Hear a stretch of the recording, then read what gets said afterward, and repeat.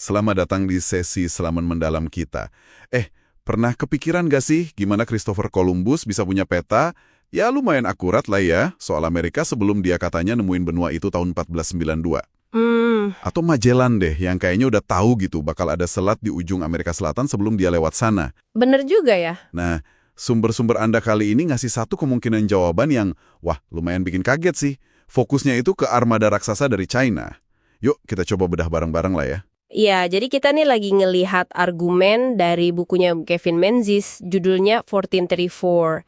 Tesis utamanya tuh lumayan radikal bisa dibilang. Gimana tuh? Dia bilang, jauh sebelum penjelajah Eropa yang kita kenal itu, armada besar China di bawah Laksamana Cheng Ho itu udah keliling dunia, udah dipetain semua sama mereka. Wow. Nah, fokus kita sekarang ini di pelayaran terakhir armadanya. Itu sekitar awal 1430-an. Perintah langsung dari Kaisar Suanne. Misinya apa tuh? Misinya jelas banget, bawa pesan ke negara-negara asing, intinya biar mereka tunduk dan patuhlah sama kebesaran Cina gitu. Dan ini bukan sekedar armada biasa aja gitu kan? Sumber ini ngegambarinnya gila-gilaan loh. Iya, gede banget. Katanya mungkin ratusan kapal.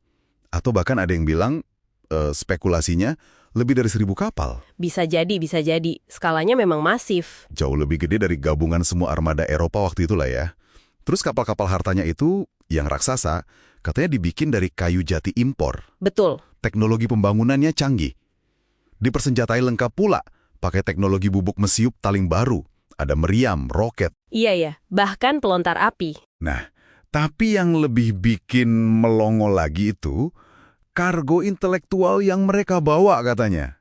Skala armadanya aja udah nunjukin kekuatan global yang, wah nggak ada tandingannya sih waktu itu. Tepat sekali. Salah satu muatan paling berharga itu salinan dari Yongle Dadian. Apa tuh Yongle Dadian? Bayangin aja ini kayak ensiklopedia paling lengkap sedunia saat itu. Isinya ngerangkum hampir semua pengetahuan Cina selama 2000 tahun. 2000 tahun! Banyak banget dong isinya. Banyak banget. Mencakup semua aspek peradaban. Mulai dari teknik bangun kanal raksasa, mesin perang, terus diagnosis medis yang udah canggih, sampai rumus matematika kompleks dan pengamatan astronomi. Gila sih. Jadi kayak bawa perpustakaan universitas terapung paling lengkap lah. Plus, menurut sumber ini, ada tim penerjemahnya juga. Buat berbagai bahasa, termasuk Latin. Wah, universitas terapung. Keren banget ya.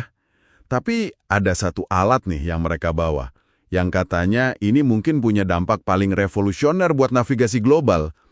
Namanya kalender Shouxi. Ah iya, kalender Shouxi. Dibuatnya 150 tahun sebelum pelayaran ini loh, sama Guo Shojing. Nah, kalender ini ngitung panjang 1 tahun tropis itu angkanya 365,2425 hari. Tunggu. Itu kan angka yang persis sama kayak kalender Gregorian yang kita pakai sekarang. Betul sekali. Sama persis. Kok bisa? Akurasi kayak gitu kan Eropa baru nyampe berabad-abad kemudian. Gimana ceritanya nih? Nah, akurasi luar biasa itu emang bukan kebetulan. Sumber ini jelasin kalau si Guo Shojing ini dia udah paham banget mekanika langit yang rumit. Maksudnya? Dia udah tahu kalau bumi itu ngelilingin matahari, bentuk orbitnya elips, bukan lingkaran sempurna. Terus kecepatan bumi juga nggak konstan, berubah-ubah. Oke. Dia bahkan udah ngitungin goyangan kecil di poros bumi itu presesi namanya, itu penting buat akurasi kalender jangka panjang. Wah, detail banget ya. Iya, dan buat ngitung serumit itu kan harus modelin gerakan bumi di angkasa 3 dimensi ya. Itu butuh matematika tingkat tinggi, kayak trigonometri bola, itu geometri di permukaan bulat gitu, sama metode hitung perubahan yang mirip-mirip konsep kalkulus modern lah. Jauh banget ya dibanding Eropa waktu itu. Betul, jauh melampaui Eropa saat itu. Hasilnya yaitu kalender dengan data posisi matahari, bulan, planet, bintang yang presisinya tinggi banget. Oke. Jadi kalender super akurat ini kuncinya ya. Tapi gimana cara makainya buat navigasi? Kan kalau nentuin posisi utara-selatan garis lintang, itu relatif gampang ya. Ukur tinggi bintang kutub aja. Iya, lintang lebih mudah. Tapi nentuin posisi timur-barat garis bujur, itu kan masalah gede buat pelaut Eropa ratusan tahun lamanya. Nah, kalau navigatornya Cheng Ho ini gimana caranya? menurut sumber ini? Metodenya, seperti yang dijelasin sumber Anda itu cerdik banget sih. Prinsipnya gini, mereka bandingin posisi bintang yang kelihatan di lokasi kapal pas tengah malam sama posisi bintang yang seharusnya kelihatan di ibu kota Nanjing di waktu yang persis sama. Gimana cara taunya posisi bintang di Nanjing dari tengah laut? Nah, disitulah peran kalender Shoshi sama tabel bintangnya yang super akurat itu.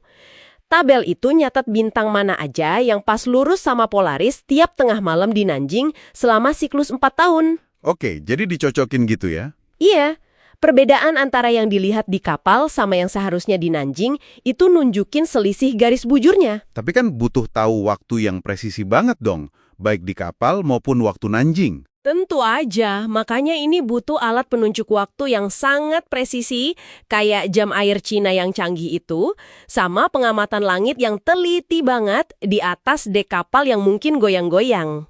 Kebayang sih, susahnya. Kedengerannya emang menantang banget ya, tapi ya menurut sumber ini, mereka bisa lakuin itu.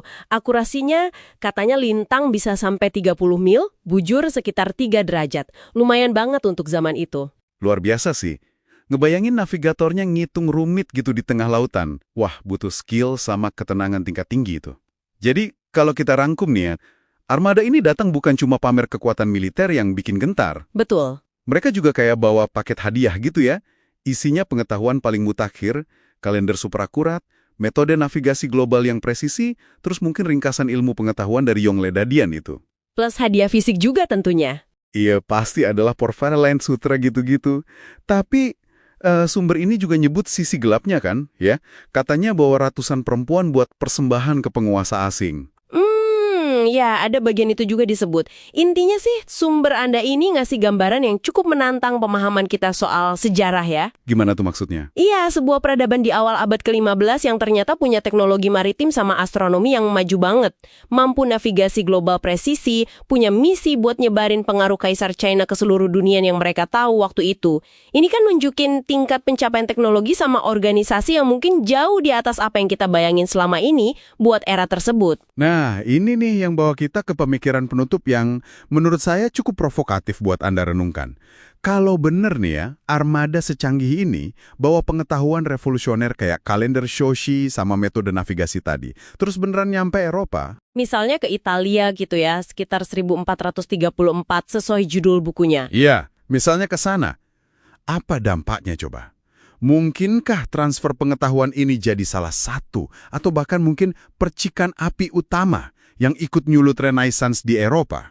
Menarik gitu. Jadi sebuah kelahiran kembali yang inspirasinya, kalau ngikutin teori ini ya, nggak cuma dari Yunani sama Roma kuno aja, tapi juga dapat dorongan signifikan dari teknologi dan ilmu pengetahuan Timur. Nah itu sesuatu buat Anda pikirin lebih lanjut.